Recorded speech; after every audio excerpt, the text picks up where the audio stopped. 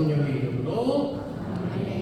은총이 가득하신 마리아님, 기뻐하소서. 주님께서 함께 계시니 여인 중에 복되시며 태중의 아들 예수님 또한 복되시나이다. 천주의 성모 마리아님, 이제와 저희 죽을 때 저희 죄를 위하여 비옵소서. 아멘. 성부와 성자와 성령의 이름으로. 아멘. 네, 우선 제 소개를 드리도록 하겠습니다. 앞서 소개받은 제 이름은 유경선 첼레스티노 신부고요. 지금 교구청에서 성직자고 부국장으로 사목을 하고 있습니다. 그래서 신부님들을 만나면서 사목을 하고 있고, 저는 여러분들 같은 신자분들, 평신도분들을 만날 기회는 많지 않고요. 그래서 신부님들 한번 살고 있고, 그리고 또 사회복지 시설도 하나 운영하고 있습니다. 수원시 다문화가족지원센터라고요. 수원에서 외국인들 이주해온 가족들과 여성들 그리고 아이들 모두를 돌보고 있으면서 제가 교회 일도 하고 지금 세상 일도 같이 양쪽으로 병행해 가면서 거기서 센터장도 맡아가면서 다양한 경험들을 하고 있습니다. 유경선 첼레스티노 신부입니다. 만나서 반갑습니다.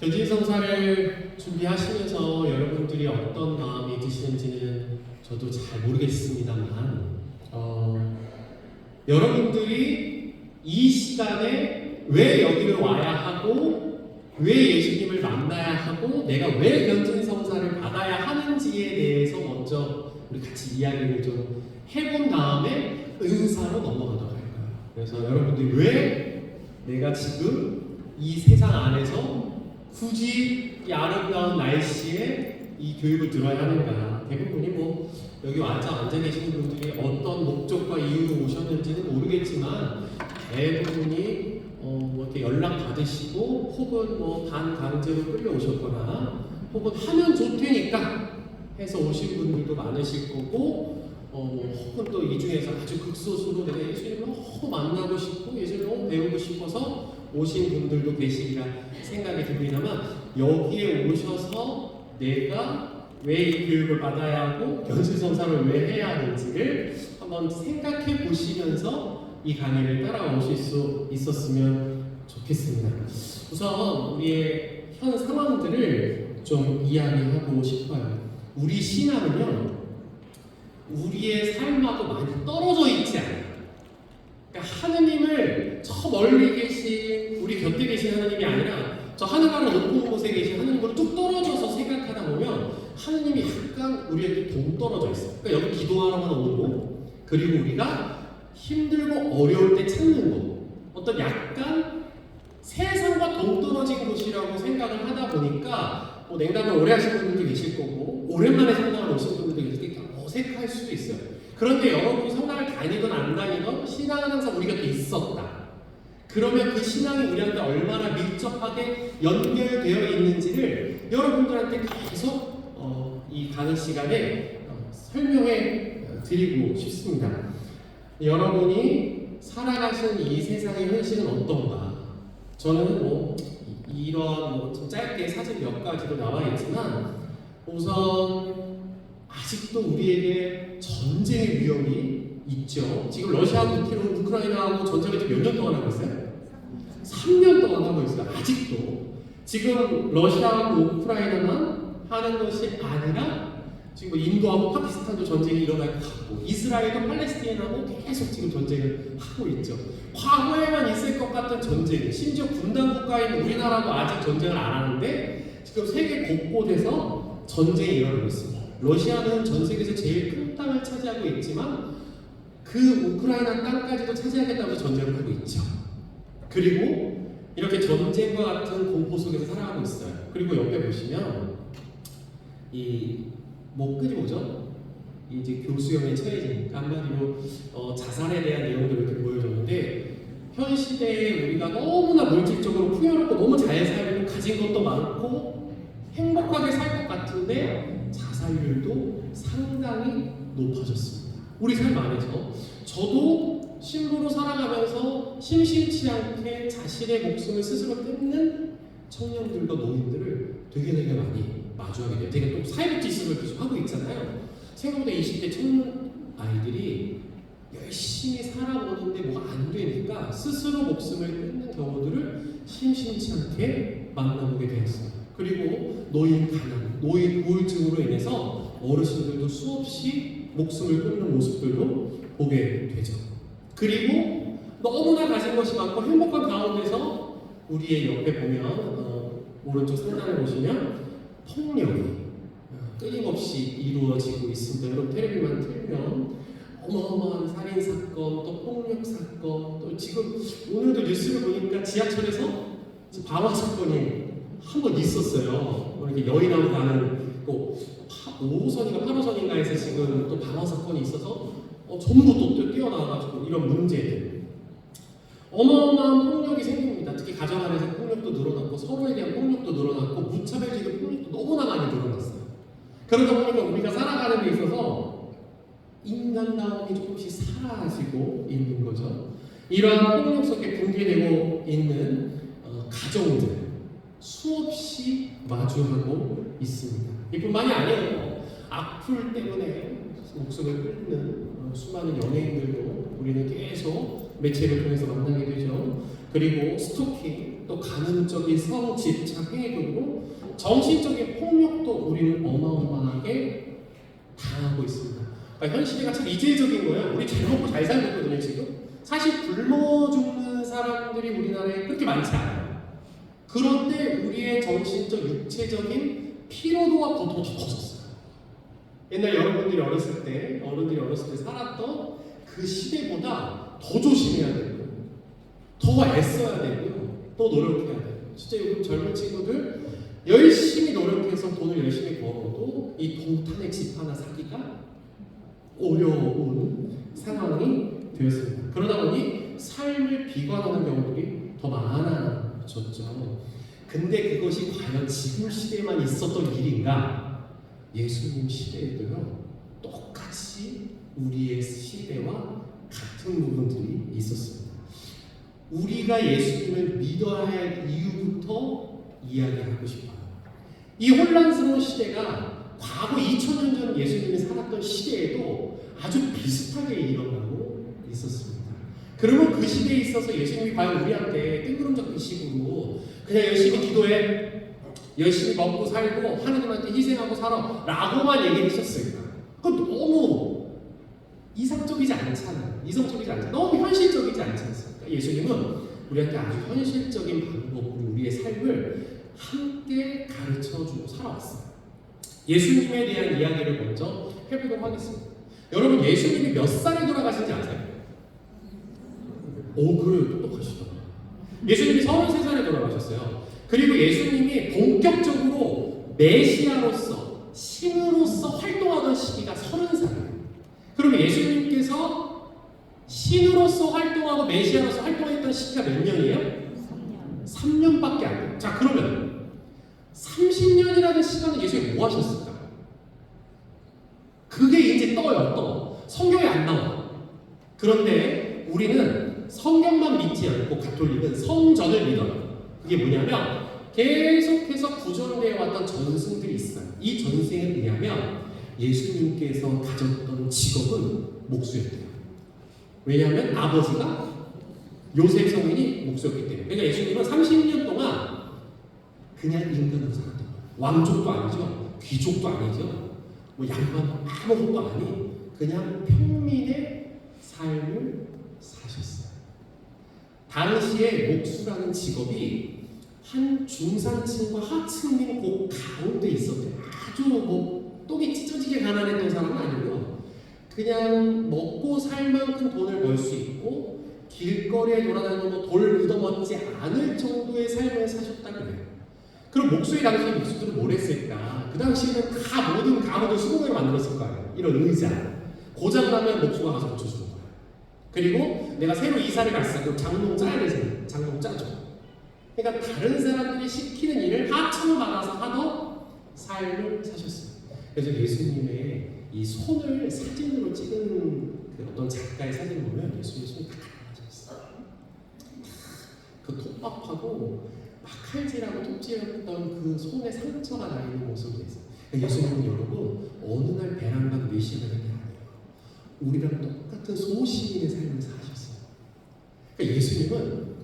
신이라서 우리를 이해했던 게 아니에요. 똑같이 돈을 벌지 않으면 굶어 죽을 위험에 있으셨던 분이었던 거예요. 똑같이 내 집을 열심히 꾸리지 않으면 가족을 부양할 수 없었던 상황이었던 거죠. 그러니까 예수님은 똑같이 우리랑 살았던 모습이 같았어요. 그러면서 우리 마음을 가장 많이 봤었던 거고, 그 하층민의 삶을 아주 가까이서 계속 지켜보셨던 겁니다. 그래서 예수님께서 이 사람들에게 특별히 시선을 기울였는데 바로 가난한 사람입니다. 거기 가난에 대한 당시 시대의 성경 구절이 나오는데 한번 읽어보도록 하겠습니다. 같이 읽어볼게요. 시작.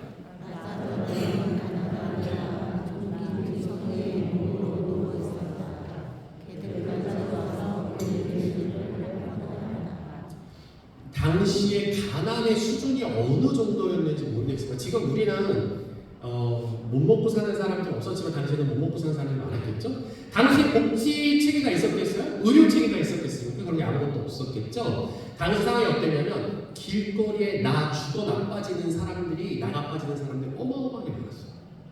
이 사람들을 당시 시대에서는 가족들도 부양하지 않았어요. 왜냐하면 유목민이었기 때문에 거의 동물하고 똑같아요. 우리의 삶을 잘 이끌어 나가는 데 있어서 방해가 되거나 혹은 함께할 수 없으면 가족들도 부양하지 않았어요. 그리고 가장 많이 버려지는 나이대가 뭐냐면 아이들과 어른들한테 버려요. 병 걸려 버려요. 판고요. 어떻게? 그리고 같이 데리고 다니면 무슨 취급을 받아요? 주인 취급을 받아요.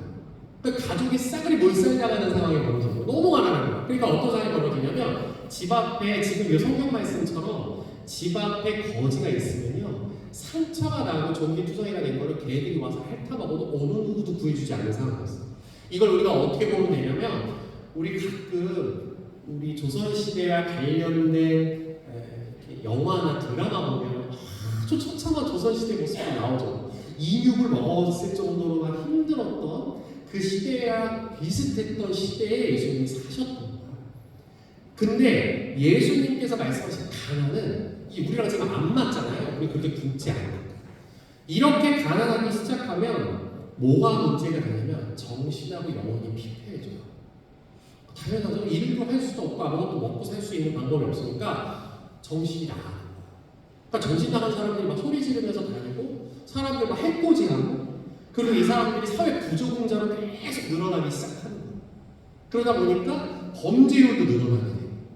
예수님께서는 이 사람들까지도 다 품었어요. 그러니까 당시의 가난은 경제적인 가난만 포함하는 것이 아니라 정신적으로 문제가 있었던 사람들, 사회 부조공자들까지도 다 포함하고 살았습니다. 사람들이 버려졌던 거죠. 지금 우리의 여신도 그렇죠. 지금 현재 학교에 반 안에 ADHD 아이들 한 명씩은 반드시 있어요. 아이들 우울증이나 혹은 공황장애 지금 살아가고 있는 신부님들 중에도 상당히 많아요. 우리 정신적으로 계속 아프고 피폐한 사람들이 나오죠. 우리가 물질적으로 풍요롭다고 해서 정신까지 풍요롭다라는 보장은 없다. 그러니까 우리는 지금 가난한 상태예요. 너무 힘든 상태인 거죠. 많은 분들이 신부님들 찾아와요. 가끔 저는 부부 문제로 찾아오시는 분들도 상당히 많은데 제가 요새 즐겨보는 프로 이혼 숙녀 캠프예요. 여러분 재밌으세요? 저한테 이혼 숙녀 캠프에서 전화 왔었어요. 거기 패널로 나와달라. 그런데 제가 나갈 수가 없었어요. 왜? 그러니까 우리 가톨릭은 또 이혼하라고 막 얘기할 수가 없잖아요. 그러니까 이혼 숙녀 캠프를 이렇게 딱 보면 우리나라에서 저렇게 살아가는 부부들이 있을까 할 정도로 심각한 분들이 나와요. 그러니까 이 사람들이 정말 못 먹고 못 살아서 이렇게 됐을까가 아니라는 거죠. 그러니까 우리 마음속에 어딘가 한 부분이 계속 병들어가고 있었던 거예요. 이런 사람들에게 예수님은 다가가세요.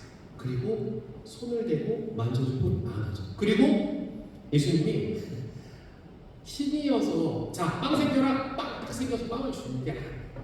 직접 본인이 돈을 벌어서 그 번 돈으로 빵을 구입해서 그들에게 나눠주고 그들에게 공부해서 알려줘.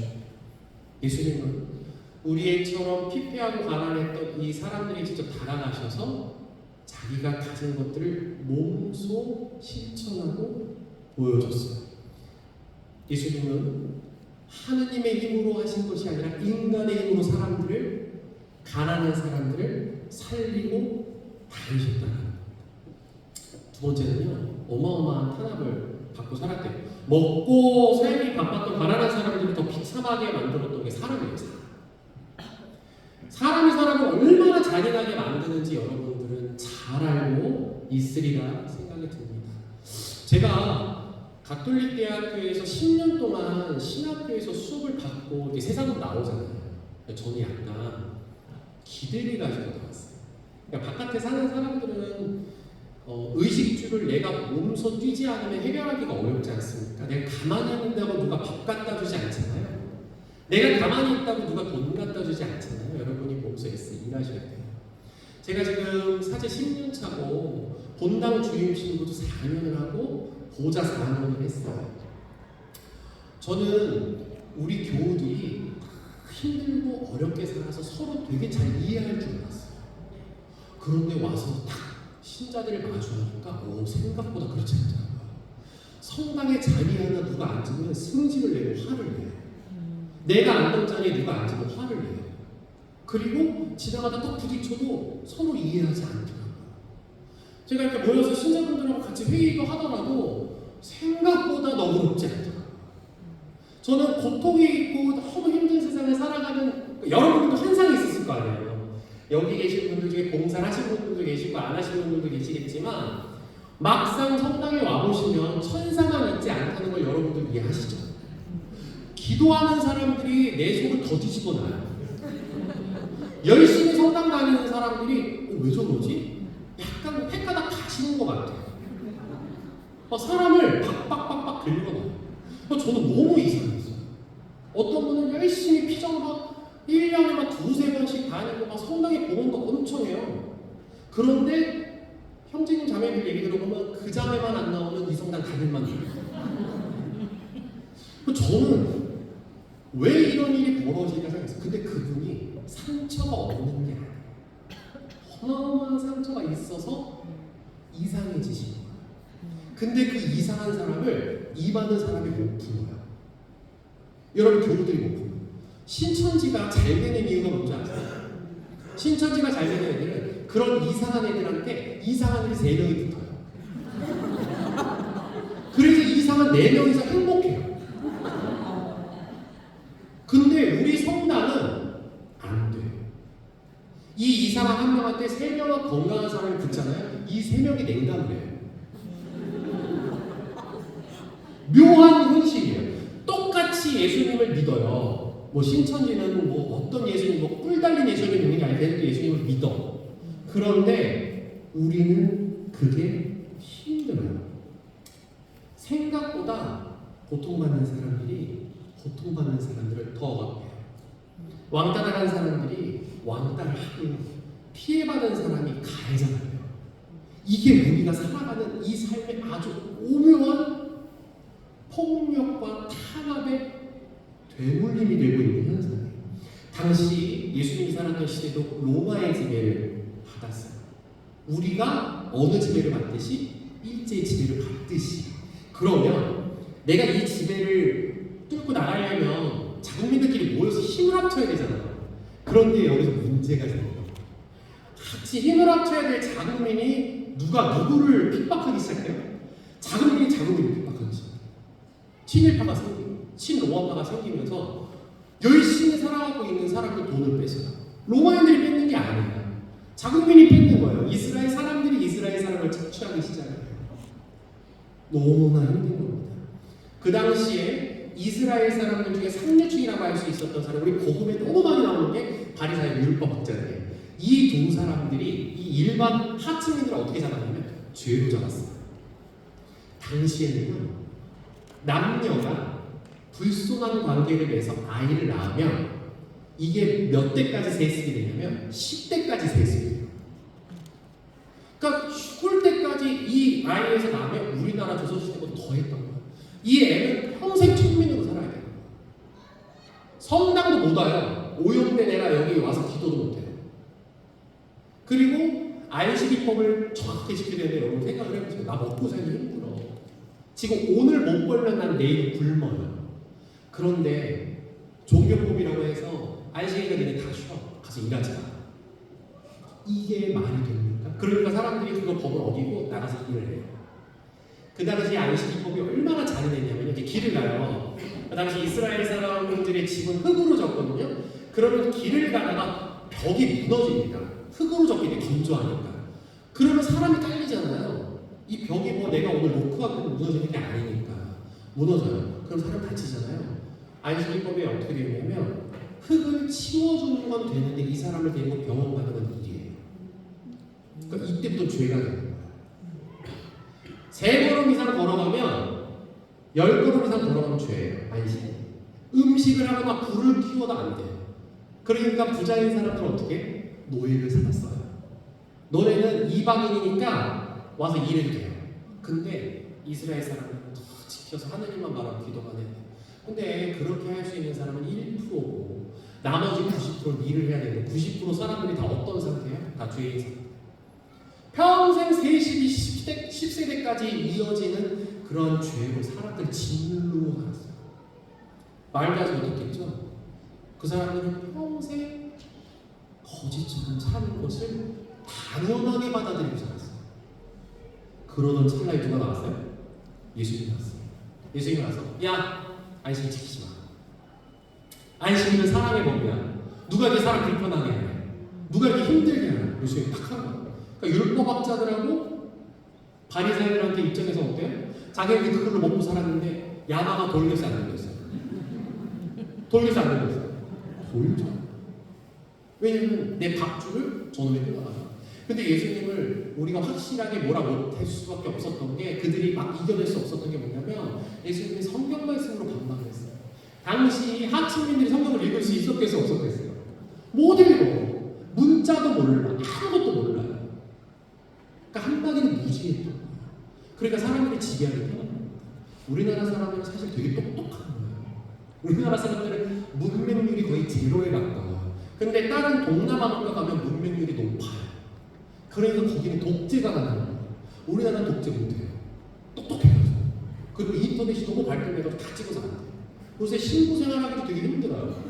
말 잘못하면 다 찍어서 올리기 때문에 이것이 맞냐 안 맞냐 여러분들이 다 챗 GPT 쳐봐요. 이 성경 말씀 맞죠?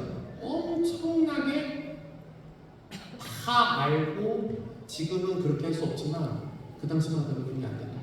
그런데 예수님이 지식인으로서 사람들이 억압에서 풀어줬어. 대단한 거죠. 여러분이 신앙인으로서 가져야 할 모습. 여러분 직장생활, 학교에서 다른 사람이 다 아니요 하는데 이해할 수 있어요? 이해 못하죠. 왜냐면 여러분이 똑똑하지 않으니까. 따다다다다 얘기하면서 내가 지식을 갖추고 얘기할 수 있나? 못해요. 성당에서 자 신부님이 자 이제부터 우리는 앉았다 일어났다 안 하고 미사 1시간 내내 일어서서 할 겁니다. 그럼 왜 손들고 교회법에는 앉았다 일어났다 하는데 왜 신부님이 일어서서 하십니까? 하고 손들고 얘기할 사람 있어요 없어요? 없겠죠. 아마 옆에 다른 성당 갈 겁니다. 들어서 다른 성당 가는데 우리가 사는 삶 안에서 여러분이 비합리적으로 억압받아야 되는 순간들이 상당히 많아요. 심지어 교회 안에서. 저는 신자들한테 항상 얘기를 해요. 그러니까 제가 성당을 맡고 있지 않으면 교우들이 와가지고 신부님들 욕도 되게 많이 해요. 그러니까 거의 성사도 가고 그러면 많이 들어요. 그러면 제가 신자들한테 딱 두 가지를 얘기해요. 자, 본당 신부님이 마음에 안 드세요? 그러면 이 두 가지만 생각하세요. 법에 어긋나는 행동을 하시는 건지 내 취향에 맞지 않은 건지 이 두 가지를 정확하게 판단하세요. 자, 내 취향에 맞지 않으면 내가 참거나 다른 성당 가시면 돼요.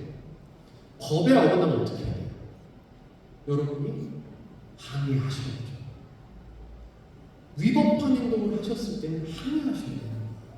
정확하게 신부님께 얘기하셔야 되고 여러분들이 모여서 회의하셔서 이건 아니다라고 안건을 올리셔야 돼요. 이게 분간이 안 되니까 자, 여러분 생각해 봅시다. 신부님이 간호를 하시는데 자꾸 콧구멍을 파요. 자, 콧구멍을 팝니다. 막 콧구멍을 파서 먹기도 하고 뭐다 붙이기도 하는데 막 자, 이거는 위법한 겁니까? 내 취향에 맞지 않은 겁니까? 취향에 맞지 않아. 그렇지. 그러면 이거는 신부님한테 해붙여야 할 일이에요. 내가 뭐 얘기를 해도 안 되면 그냥 내가 이해하고 넘어가야 해. 그래, 내가 뭐 들어오면 깔딱하면 되는 거야. 아니 신부한테 얘기를 해야 되겠지. 신부 콧구 먼저 안 파면 안 돼요. 딴 귀를 파세요. 차라리 뭐 이렇게 우리가 해석해서 얘기할 수 있어요. 근데 이것이 혼용되기 시작하면 아무거나 가지고 싸우는 거예요. 여러분들끼리도 마찬가지. 교우들끼리 문제가 생깁니다. 저한테 찾아와요. 신부님, 저 자매가, 저 형제가 자, 위법한 것인지 내 취향에 맞지 않은 것인지를 판단하세요. 이거를 얘기를 하는 거죠. 위법한 행동이면 내가 해결해 드리도록 하겠습니다. 그러나 취향의 문제고 차이의 문제면 두 분이서 해결을 하십시오. 머리 그림을 잡든지 둘 중에 하나가 옆에 생각을 나가든지 여러분이 알아서 해주십시오. 무조건 예수님께서 우리에게 참으라고만 하지는 않으십니다. 오늘 그림에서 보면 이 탄압하고 있는 사람들을 상을 둘러 엎으세요. 그들의 상을 둘러 엎고 열심히 살아가는 사람들이 고리대금이나 너무 많은 이자를 받아서 사람들을 핍박하지 않게 만들어주는 모습이거든요. 예수님은 정확하게 우리에게 이 이야기 하십니다. 침묵하지 마라. 맞서서 싸워라. 매번 논쟁을 하고 그들과 이기는 것도 방법이 아닙니다. 배우고 알고 깨우쳐야 참아야 할 때와 소리쳐야 할 때를 아는 지혜를 아는 거죠. 지금 현대에 우리가 종교를 갖고 예수님 믿는 이유가 바로 그거예요. 내가 억압받고 힘들 때 여러분이 권리해야 하는 것과 참아야 할 때를 예수님 말씀 안에서 찾아보셨으면 좋겠습니다. 세 번째, 폭력입니다. 식민지, 예수님이 살았던 식민지의 삶은 쉽지 않았어요. 내 땅이 없고 내 재산이 없고 내 집이 없는 거죠. 내가 가진 것들을 언제든지 달라고 그러면 내줘야 합니다.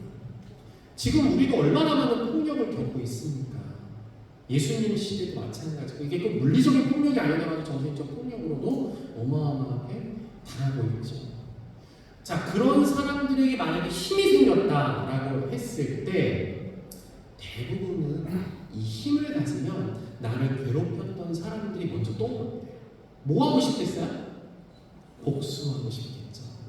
내 직장에서 나를 너무나 괴롭혀. 내가 듣기 싫은 말만 계속해. 가족이어도요. 내가 문제가 있어. 그런데 맨날 얘기해. 남편이든 아내든 엄마든 아빠든 맨날 볼 때마다 아주 사람 호벽하는 얘기만 해. 너는 왜 그 모양이니? 너 왜 노력하지 않니? 당신은 왜 그래? 당신은 왜 일을 그따구로 왜 벌어오는 게 맨날 여러분 그런 얘기 들은다고 생각해보세요. 쉽지 않겠죠? 여러분 분통에 올라와요. 가족끼리 듣고 쉽지가 않습니다. 내가 만약에 힘이 생긴다면 어떡하겠어요? 그 사람 입을 꺼내놓든지 뭘 어떻게 하든지 가만히 오든지 하겠죠. 당시 예수님을 만났던 사람들도 이 지배를 받았기 때문에 예수님을 만났을 때 어떤 마음을 가졌어요? 야, 저 자식들 다 싸그리 흩어버렸으면 좋겠다 라는 마음이 들었습니다. 유다가 예수님을 왜 배신했을까?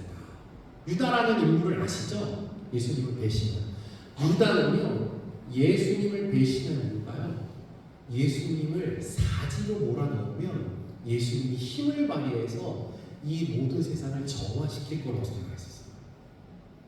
근데 예수님이 생각했던 정화와 이 사람들이 생각했던 정화가 달랐던 거예요. 예수님이 힘이 있었을까 없었을까?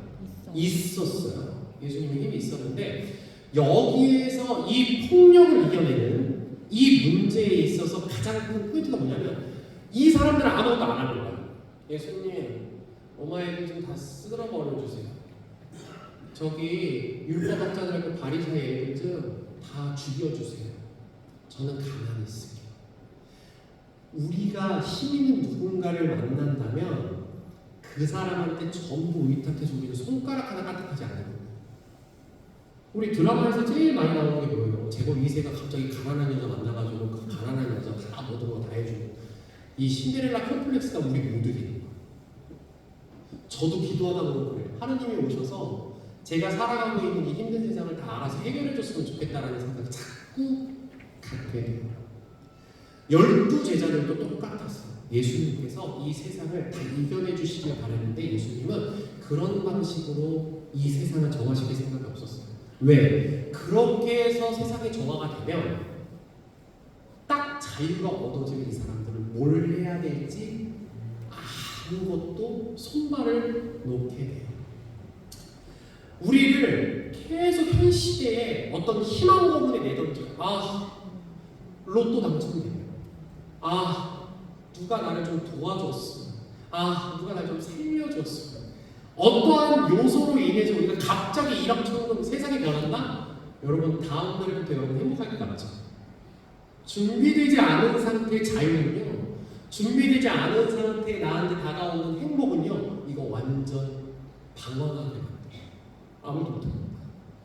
큰일 나게 돼요. 나태해지게 되겠죠? 내가 어떠한 삶으로 나아가서 행복을 얻을지 이건 반드시 주먹으로, 폭력으로 내가 이겨내는 것만이 인상 안 해요. 저희 그 집 앞에서 보라동 가는 길에 주말에 보면 그 복권 로또 당첨이 엄청 많이 됐나 봐요. 거기 정말 줄을 서서 차가 막혀요. 민속촌 가는 길에 차가 막혀요. 1, 2, 3등이 많이 났나 봐요. 저는 복권 한 번도 해본 적이 없어요. 제가 가가지고 직접 띠디디디 해서 해본 적이 없는데 모르겠어요. 여러분 그 복권 당첨되고 싶으세요? 당첨되고 싶으세요? 하느님이 절대 안 들어주실 거예요. 자, 여러분 기대하지도 마세요. 왜? 그게 여러분한테 지옥이 되기 때문에 하느님이 절대 들어주지 않으실 거예요. 여러분한테 지금 100억이 떨어진다고 생각하세요. 너무 좋아, 너무 좋아. 심장마비로 죽어요. 다음날 행복해서 못 가지고 돌아요. 성경에 보면 그런 말이 나와요. 곡간을 다 쌓아놓고 다음날부터 이 곡간에 있는 걸 먹고 살아야지 하고 부자가 잠이 들어요. 다음날 예수님 데려가요. 성경에 그런 내용이 나와요. 똑같아요. 제가 살아가면서 신자분들 이렇게 되면 어떤 형제님들, 자매님들 이제 돈 벌어먹고 이제 자식들 다 컸고 내일부터 저 여행 다니면서 살려고 해요. 다음날 안 판정 받으세요. 너무나 가슴 아팠어요. 저 이제부터 요번 달만 일하고 다음 달부터 이제 좀 편안하게 저기 집 사가지고 그 집에 들어가서 살려고요. 못 사세요. 너무 안타까운 현실을 맞이하게 됩니다. 우리가 해야 해요. 어떠한 벼락 맞듯 내 상황에 짠짝 해가지고 뭔가 달라지는 거, 우리 신앙이 그런 건 없어요. 그거에 희망을 자꾸 거시고 사시지 마세요. 그러면 자꾸 지옥이 와요. 요거 집값 오르겠지? 내가 샀는데 이거 땅값 오르겠지? 내가 저기다가 지원했는데 좀 되겠지? 안 돼봐요, 여러분. 어떻게 해요? 하느님한테 와서 대부분이 뭐라 그러지 아세요? 제가 열심히 사는데 이거 왜 안 돼요? 그럼 하느님 여러분한테 뭐라 그러지 아세요? 너보다 더 열심히 산 사람 줬고. 그러니까 나는 열심히 사는 거예요. 우리가 신앙 안에서 예수님 앞에서 여러분이 와서 얘기하는 것 중에 제일 많이 하니까 저는 열심히 살았어요. 자, 백수도 바로 삽니다. 여러분 여기 열심히 안 산 사람이 어디 있어? 다 열심히 살아요. 그런데 누구는 행복하고 누구는 불행해요. 그 차이는요, 신앙인 안에서도 어떻게 지혜롭게 예수님의 방법대로 살아가느냐입니다. 예수님은 폭력과 가난과 억압 속에서 당신만의 방식으로 삶을 해결했어요. 신이었기 때문이가 아니에요. 우리랑 똑같이 살아온 삶 안에서 이겨내신 거죠. 우리도 좀 그렇게 살고 싶지 않겠습니까? 우리도 좀 그렇게 나아가야 되지 않겠습니까? 그래서 견진선사를 받는 거예요. 여러분 오늘 여기 와서 예수님에 대해서 더 많이 알고요. 이제 다음 주에 또 성경에 대해서도 공부를 할 거예요. 우리가 성경을 왜 읽느냐? 참고서예요, 여러분. 인생의 참고서예요. 신부님, 공부가 안 되는데 어떻게 해야 돼요? 성경이 나와요. 여러분, 신부님 직장을 열심히 도전했는데 잘 안 돼요. 성경이 나와요. 신부님 열심히 애썼는데 제가 병에 걸렸어요. 저 어떻게 해야 돼요? 성경이 나와요. 되게 자세히 써 있어요. 생각보다. 근데 여러분이 안 읽어서 그러는 거예요. 생각보다 자세히 써 있어요. 자기계발서 여러분 많이 읽으시잖아요. 그 자기계발서보다 더 정확하게 성경에 나와 있어요. 그거 다 얘기해드리면 여러분 저랑 밤샐 수 있어요. 그렇기 때문에 읽어보셔야 돼요. 그래서 성경이 72권으로 되어 있거든요. 이 성경 72권을 여러분 세대와 여러분 시간과 여러분 상황에 맞게 읽는 게 다 다르고 다가오는 게 다 달라요. 신부는 죽을 때까지 성경을 읽잖아요. 여러분도 죽을 때까지 성경을 읽으셔야 되는데 이 성경이 매일마다 다르게 다가올 수밖에 없어요. 왜? 참고서기 때문에 내가 경험하는 인생에 따라서 달라서 읽으셔야 돼요. 그렇게 읽고 성숙해지기 위해서 여러분 지금 견진성사를 받는 겁니다. 견진성사란 우리 지난주에 배웠죠? 이거 한번 읽어보도록 하겠습니다. 시작! 주님께서 나의 이름을 모아주시니 주님의 영이 내 위에 내리셨다. 가난한 이들에게 기쁜 소식을 전하고 잡혀간 이들에게 평안을 선포하며 눈먼 이들을 다시 보게 하고 억압하는 이들을 회복시키다. 자, 견진성사를 받으면 이렇게 되는 거예요. 주님께서 기름을 부어서 주님의 영이 나한테 오면 어떻게 돼요? 가난에 대한 기쁜 소식도 전한대요. 여러분이 이제 그러셔야 되는 거예요. 그 다음에 해방도 선포해요. 억압받고 주변에 고통받는 사람들한테 해방도 선포하는 거예요. 그리고 잘 모르고 가끔은 무지하게 살아가는 사람들한테 다시 볼 수 있게 하고 살아갈 수 있는 바이블을 설명해 주는 거예요. 누구 방식대로? 여러분이 배운 예수님의 방식대로 하는 거예요. 그래서 견진성사는 성년식이에요. 성년식은 뭐냐면 우리가 어렸을 때는 누구만 알아요? 나만 알아요. 우리 아이들은 아이스크림, 여러분 3살짜리, 4살짜리 아이들이 아이스크림 먹으면서 내가 지금 스쿨바 먹고 있어요. 근데 엄마가 브라보콘 먹어. 그러면 아이는 스쿨바 먹으면서도 뭐 달라 그래? 브라보콘 달라 그래요. 그러니까 내가 이거 먹으면서도 저거 달라는 게 어린아이의 습성이에요. 지금 내가 행복하고 내가 좋아도요, 저기 보이는 게 좋으면 그것도 갖고 싶은 거예요. 그게 우리의 습성이고 그게 본능이에요. 그런데 견진성사를 받으면 나에서 끝나는 게 아니라 너가 보이는 거예요. 그리고 너에서 넘어가서 뭐가 보여요? 우리가 보여요. 공동체가 보여요. 이 공동체를 보이기 시작하는 것이 견진성사예요. 그러니까 견진성사는 성숙해지는, 우리가 성숙해지는 게 뭐냐? 우리를 생각하는 거예요. 성령의 은사를 받으십시오. 이제 여러분은 은사를 받습니다. 성령의 은사를 받으면 자유로워하십니다. 나, 너, 우리가 되는 순간, 우리를 바라보는 순간 우리가 자유로워하시는데요. 우리가 자유롭지 못하다. 그럼 지금 견진성사 받기 전에 여러분이 지금 교육을 받고 있잖아요. 교육을 받고 나면 여러분이 이렇게 변하시려고 노력하셔야 돼요. 견진 받는다고 다음날부터 이렇게 변하면 정신병원 가셔야 돼요. 자, 우리는 지금 자유롭지 못해요. 왜냐하면 나만 바라보다가 너를 바라보는데 너만 바라보게 되는 거예요. 그러니 네 눈치를 보게 되고 너의 상황에 나를 맞추게 되고 너의 상황에 나를 변화시키려 하다 보니까 우리 삶이 어떻게 자꾸 제약이 걸려요. 나 친구랑 놀아야 되는데 친구랑 놀려면 내 맘대로 할 수 있어요? 없어요? 친구 맞춰야 되죠? 우리 직장 생활하면 직장 생활 가서 내 맘대로 할 수 있어요? 없어요? 상대한테 맞춰야 되고 회사 규율을 지켜야 되는 거죠? 여기에 너무 초점을 맞추다 보면 내 삶이 어떻게 되면 병이 나기 시작해요. 가족도 마찬가지예요. 내 엄마, 아빠, 내 가족들의 눈치를 보기 시작하면 내 삶은 없고 뭐가 생겨요? 가족들을 위한 삶을 살게 돼요. 그러면 이제 내가 조금씩 병이 나기 시작하거든요. 이러면서 나의 삶이 사라지고 타인의 노예가 되어가요. 자유는 자기 멋대로 하는 것이 아닙니다. 내가 먹고 싶을 때 먹고 내가 하고 싶을 때 하는 것은 나한테지 자유가 아니에요. 지금 현 시대가 이것이 짬뽕이 돼 있으니까 많은 사람들이 저는 신부님 혼자 집에 있는 게 좋아요. 저는 집콕이 좋아요. 이런 사람 되게 많아요. 자, 여러분 집콕 난 집이 좋다. 손 들어보세요. 나는 밖에 나가는 거 아주 싫다. 자, 내려보세요. 나는 혼자 있는 게 제일 좋다. 나는 여행 가는 거 혼자 가는 게 좋다. 또 그런 건 없네. 여행도 같이 가고 싶나 봐요. 우리 삶이 그래요. 내 마음대로 하고 싶은 거예요. 요즘 반려견들 많이 키우시잖아요. 제가 반려견을 키우는 사람들한테 그런 얘기해요. 내가 강아지한테 먹을 걸 줬을 때 강아지가 말로 엄마 나 이제 이 개뼈다 그만 주고 소뼈다가 갖고 와. 자 여러분 반려견을 키우겠습니까? 안 키우겠어요? 그때부터 안 키워요. 우리가 반려견을 키우는 이유로 가만 들여다보면 내가 좋을 때 나한테 와서 꼬리를 흔들어주는 게 좋은 거야.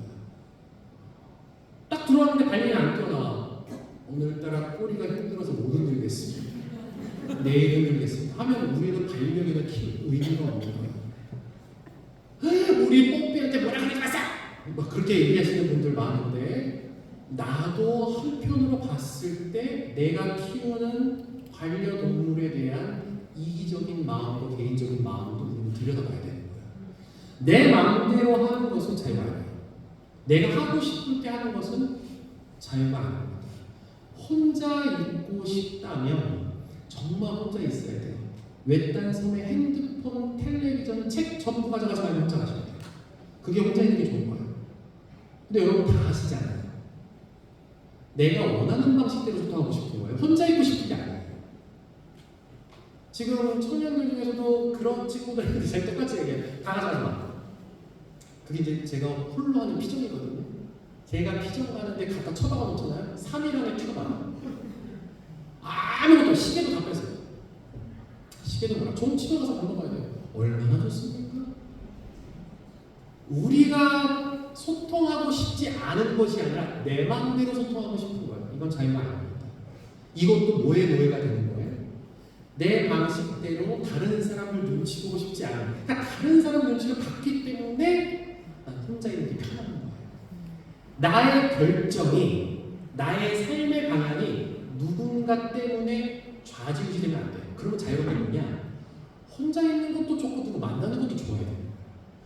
그러니까 내가 결정하는 거예요. 내가 만나도 편안하고 난 혼자 있는 게 좋고 또 가끔 만나서 이런저런 시끄러운 얘기 들으면 그래 피곤해도 난 그 아이의 시끄러운 모습도 좋아. 이게 자유인 거 아니에요. 시끄러워서 안 나갈래. 나 저번에 안 나가. 나 집에서 있는 게 좋아. 이거는 부자연스러운 겁니다. 성령을 받고 우리가 신앙 안에서 배워야 되는 것들은 자유로움입니다. 바오로서 정말 그렇게 우리에게 이야기하는 거예요. 즉 자유로움은요. 종교에서 말하는, 우리 신앙에서 말하는 자유는 의연함입니다. 여러분 써보세요. 의연함이에요. 의연함이란 뭐예요? 누가 와서 뭔 난리를 치고 따귀를 때리고 건드리고 해도 여러분 싸움도 손바닥이 마주쳐야 소리가 나잖아요. 우리가 이렇게 막 신선이 된다는 건 누가 와서 때려도 반응하지 않는 겁니다. 내가 반응하지 않으면 싸움은 일어나지 않아요. 의연해지는 거예요. 멋있지 않습니까? 이게 무림의 고수들 같은 경우야 막 동작이 많아요. 그 양반들은 영화 보면 딱이에요. 의연한 겁니다. 와다다다 할 필요 없어요. 나 저 사람 피곤해서 안 만나는데, 나 이 직장 싫어서 나갈래, 나 이거 싫어서 안 할래. 이런 극단적인 상황들은 우리를 자유롭게 돌아가지 않아요. 왜냐면 그렇게 몰리다 보면 우리가 어떻게 돼요? 갈 데가 없어져요. 선택적으로 내가 선택했다고 하지만 필연적으로 억압받아서 거기까지 가는 거거든요. 내가 원해서 간 게 아니거든요. 종교는요, 여러분 의연하게 만들어줘. 어디 가서 갖다가 붙여놔도 이해하고 살 수 있게 만들고요. 아까 제가 말씀드렸던 것처럼 내가 여기서 그만둬야 할 이유를 정확하게 판단하고 분석해서 나가요. 그냥 싫고 짜증나서 나가지 않아요. 우리가 은사를 받고 성숙해지는 건 바로 그런 거라는 겁니다. 그러면 우리를 자유롭게 만들어주고 의연하게 만들어주는 거는 뭘까? 바로 이 7가지 은사를 받으면 여러분이 그렇게 된대요. 이게 종교에서 얘기해주는 거예요. 자, 그러면 7가지 은사에 대해서 한번 읽어보도록 하겠습니다. 시작!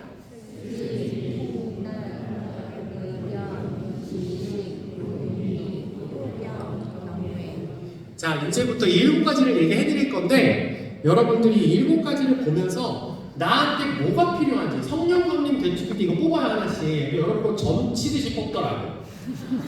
앞에서 막 눈을 감고 막 휘지고 여러분 우리는 무속신앙이 본능적으로 들어와 있어요. 그리고 저 미사님이 얼마나 우는 줄 아세요? 안 보고 들어. 그리고 성청에서 딱 뭐 무슨 한 해에 전기 뽑듯이 뽑아요.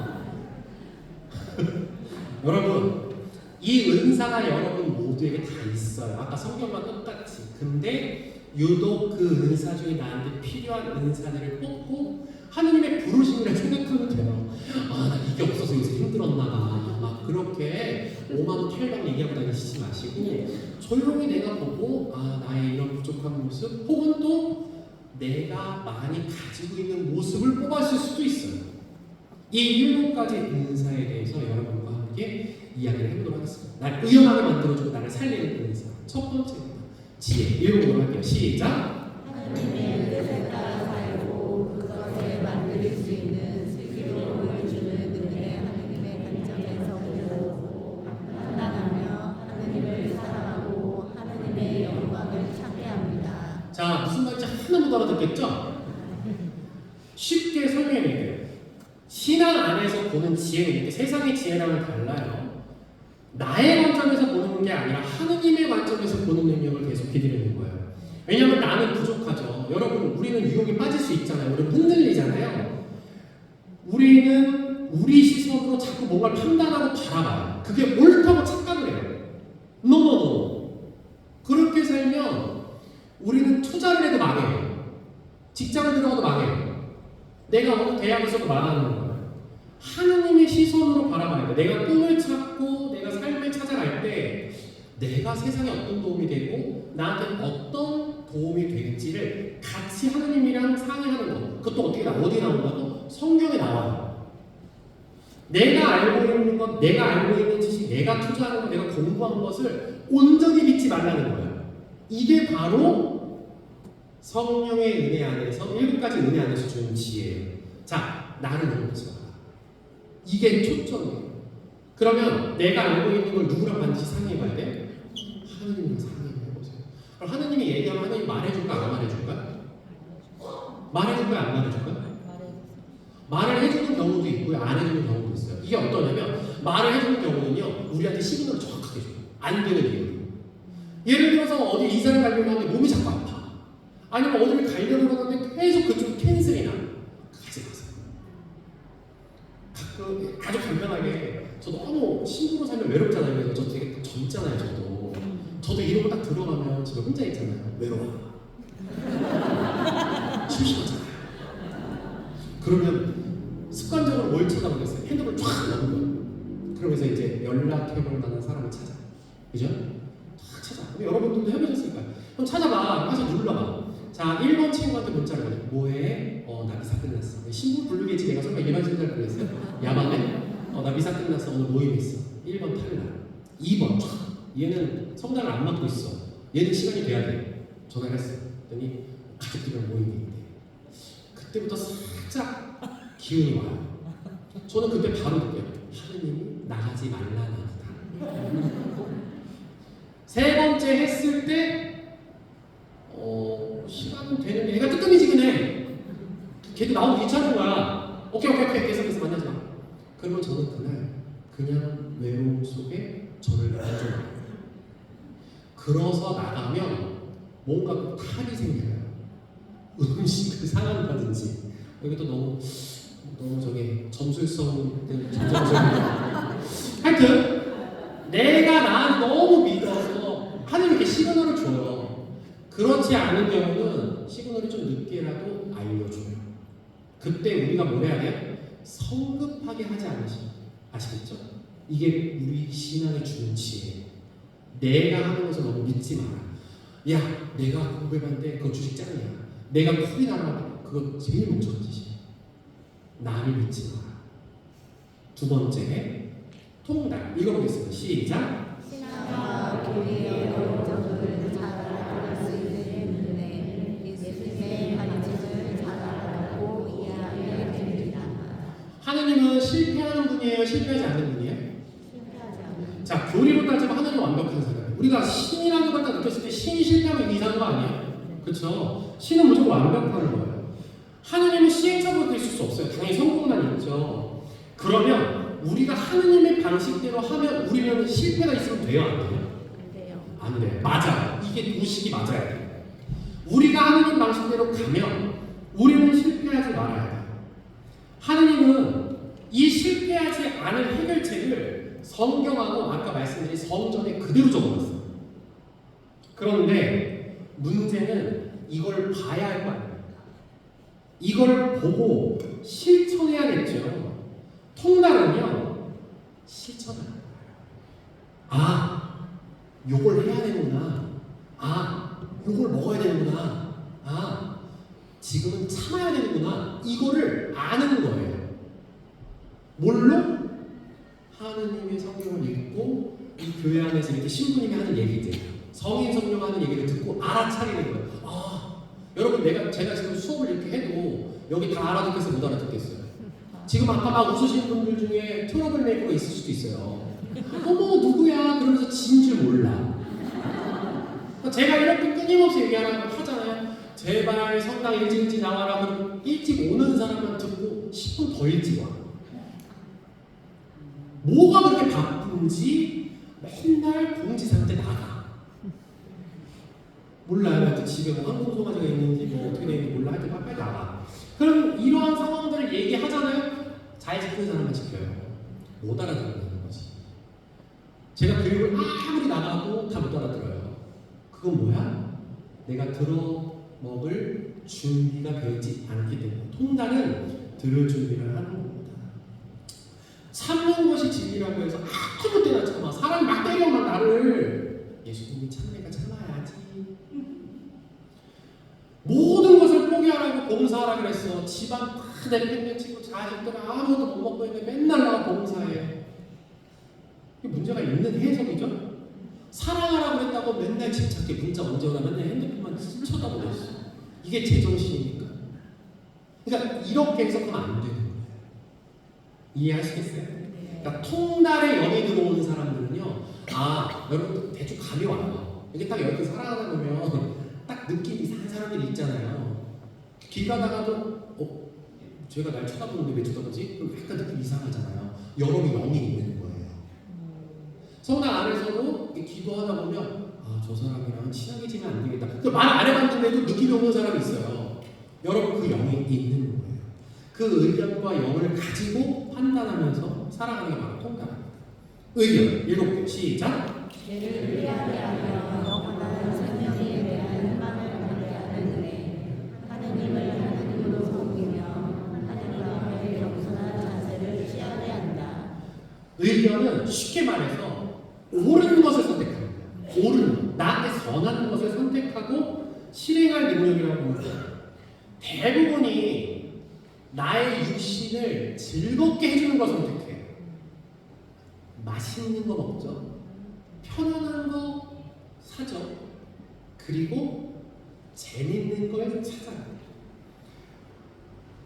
제가 성당을 안 맡고 교물청에 가면서 주말에 시간이 돼요. 저도 지금 주말이 있는 삶을 살아요. 너무 행복해요. 본당을 맡으면 신부님은 주말이 없어요.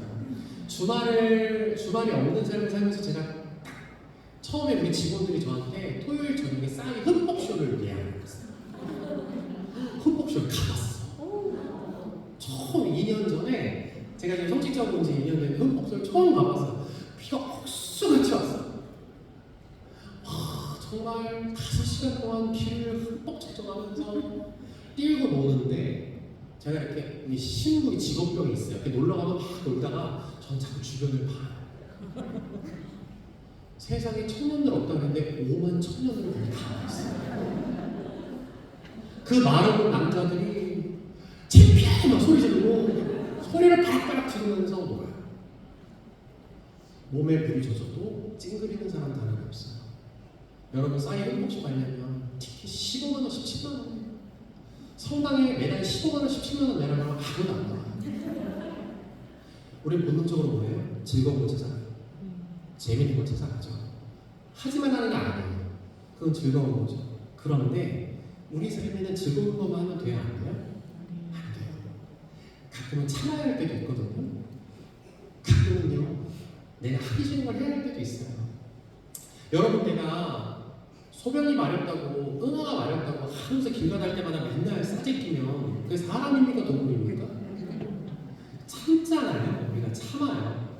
그러니까 예를 이렇게 들은 건데 우리가 먹고 싶다고 아무 때나 길바닥에서 먹고 우리가 뭐 덥다고 아무 데서 술렁이도 걷지 않는다. 의견은요 나를 통제하는 거예요. 선한 것을 가지고 하나님의 뜻 삶의 지혜와 성공은 편안한 곳에서 오지 않는다는 걸 아는 거예요. 열심히 달리기 하고 열심히 노동하고 땀 흘리고 난 후에 시원한 물을 쫙 마셨을 때 그 기분이 어때요? 여러분 소파에서 맨날 누워있다가 똑같이 시원한 물을 먹는 거 맛있어요? 맛없어요? 그냥 그래요. 근데 너무 목말랐다가 그 물을 마시면 너무 맛있거든요. 하느님의 영혼이요 우리의 고통을 달콤하게 만들어줘요. 우리의 육신에 대한 좋은 것과 달콤한 것으로만 가지 않고 내 괴로운 것을 찾아간다. 제가 이렇게 보면 이렇게 건강해 보여요, 여러분? 이렇게 또 외모를 봤을 때 저는 살을 안 찌게 하려고 상당히 노력하는 사람이에요. 전 일주일에 3번 필라테스를 가요. 제가 헬스를 다니다가 저도 이렇게 식스팩을 한번 만들어 보려고 헬스장을 다니다가 갑자기 몸에 두드러기가 나기 시작하는 거예요. 그러니까 이 스댕이 나한테 안 맞는 거예요. 이 스댕이 안 맞아. 그러니까 제가 막 데드리프트를 막 150kg 들고 막 기분 좋아서 집에 갔는데 몸에 들어가니까 몸이 힘들어서 아우성 치는 거예요. 그러니까 근력 운동을 해야 되겠고 뭘 해야 될까 해서 필라테스를 갔어요. 정말 욕이 여기까지다. 정말 우리 선생님을 제가 지금 일주일에 3번 나가는 건 우리 선생님을 이긴다는 마음. 돈 내고 기합 받는 거예요.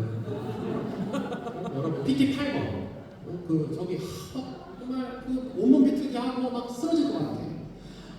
눈물이 막 나요. 왜 나는지 아세요? 억울해서 눈물이 나요. 내가 왜 돈을 내고 요새 개고생을 해야 되나 내가 막 눈물이 막 나요.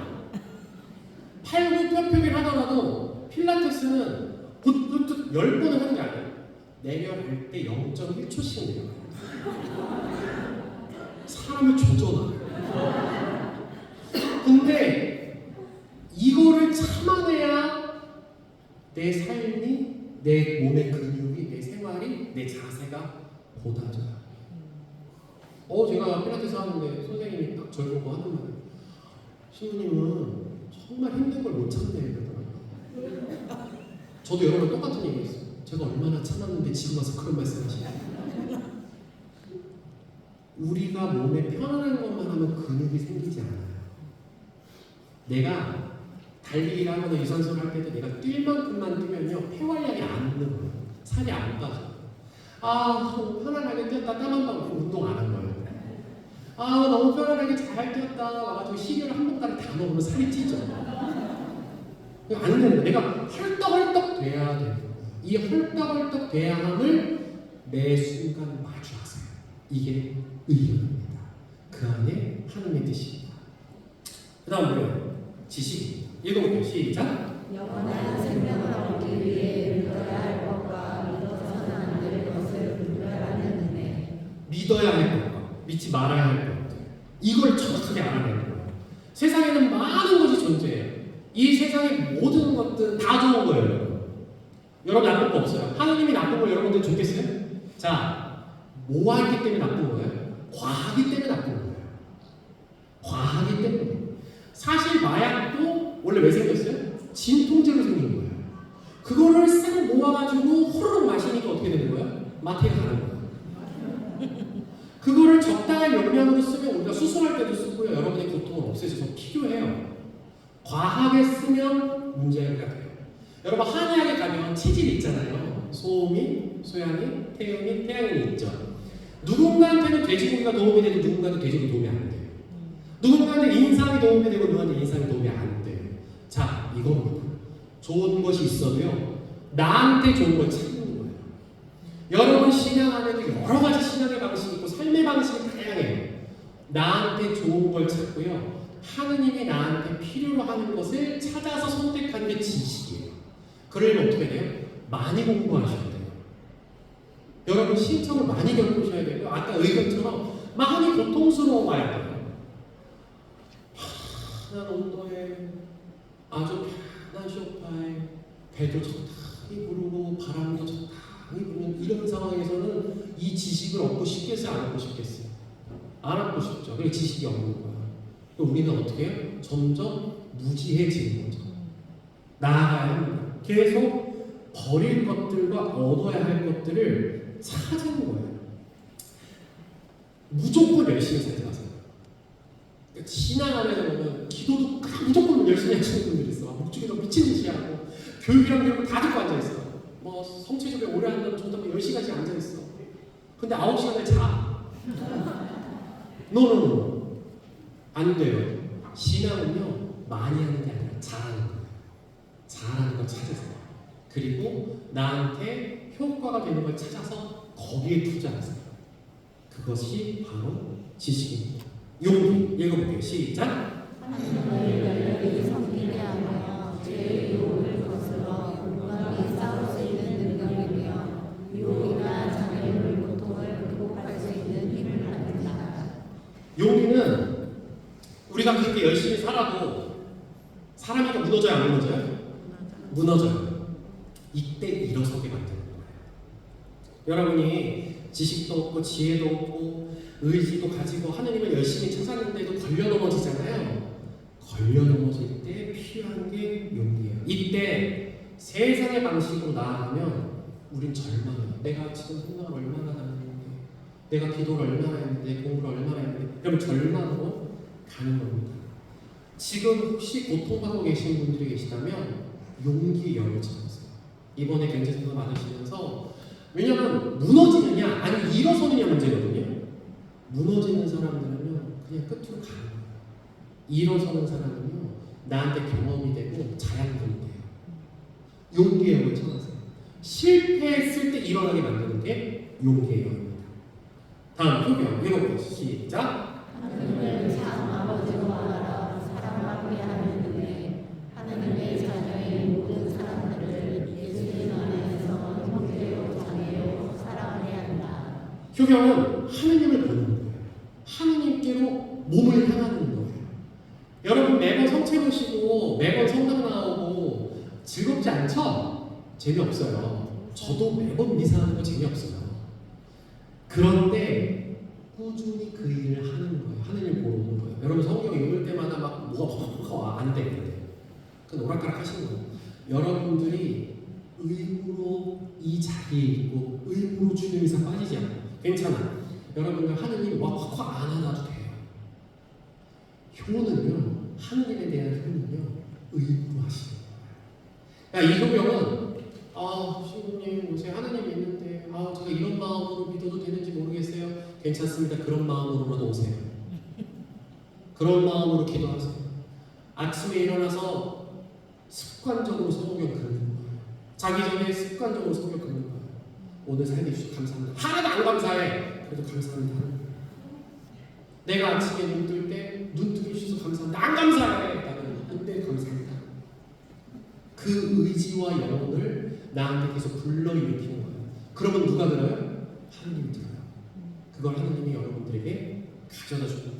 하느님을 마주하세요. 의지적으로. 싫어도 불편해도 한번 해보시라는 거예요. 경혜입니다. 읽어볼게요. 시작. 죄를 피하게 하며 영원한 생명에 대한 희망을 갖게 하는 은혜 하나님을 열심으로 섬기게 하며 하나님 앞에서 겸손한 자세를 취하게 한다. 경혜는요 홀로 있을 때 조심하라는 뜻이에요. 여러분 홀로 있는 순간이 반드시 있어요. 가족이 있어도 내 방에 들어가면 혼자잖아요. 사람들하고 있어도 내가 그 사람들하고 소통하고 있지 않은 혼자예요. 혼자 있을 때 누가 보고 있다는 거? 하나님이 보고 있다는 걸 잊지 말라는 거예요. 대부분 죄는 혼자 있을 때 더 많이 져요. 여러분 생각한 게 말로 나오고요. 말로 나오는 게 행동으로 와요. 그래서 우리는 말과 행동을 조심하라고 하잖아요. 말과 생각을 조심하라고 해요. 홀로 있을 때 나 저 자식을 죽여버릴까? 홀로 있을 때 저기다 때려 부셔버릴까? 홀로 있을 때 그냥 내가 다 포기해버릴까? 이런 생각들이 끊임없이 올라오는 것은요 나를 죽이기 시작해요. 그때 빨리 내가 혼자가 아니라는 것을 인지하셔야 돼요. 지금 이 상황에 누가 있어? 하나님이 내 옆에 있다는 것을 인지하는 거예요. 그러면 누구한테 해붙여야 될까? 하나님한테 해붙이세요. 하나님, 뭐예요 이거? 내 인생 왜 이렇게 힘들어요? 당신이 만들었잖아요. 하나님, 저 너무 살기 힘들어요. 저 너무 괴로워요. 당신이 책임지세요. 하나님한테 따지시는 거예요. 그 따지는 걸 나한테 따지거나 혹은 가족에게 따지기 시작하면 이게 어떻게 되는 거예요? 나를 죽이거나 상대를 죽여요. 그러지 마세요. 하나님을 향해서 하세요. 하나님한테 좋은 말만 하는 게 기도가 아니에요. 하나님 내 옆에 계세요. 하나님한테 다 하세요. 하나님, 저 짜증나요. 하나님, 오늘 내가 열심히 살아 감사하다고 얘기하고 왔는데 이 시간 그지같이 이게 하루 이게 뭐냐? 하나님한테 하셔도 돼요. 좋아요. 그게 경외예요. 내가 혼자 있을 때 나를 혼자 있지 않게 만드는 게 바로 경외입니다. 이렇게 7가지 성서를 얘기했어요. 자, 7가지 뭐라고요? 처음부터 얘기해보도록 하겠습니다. 시작! 빨리! 시작!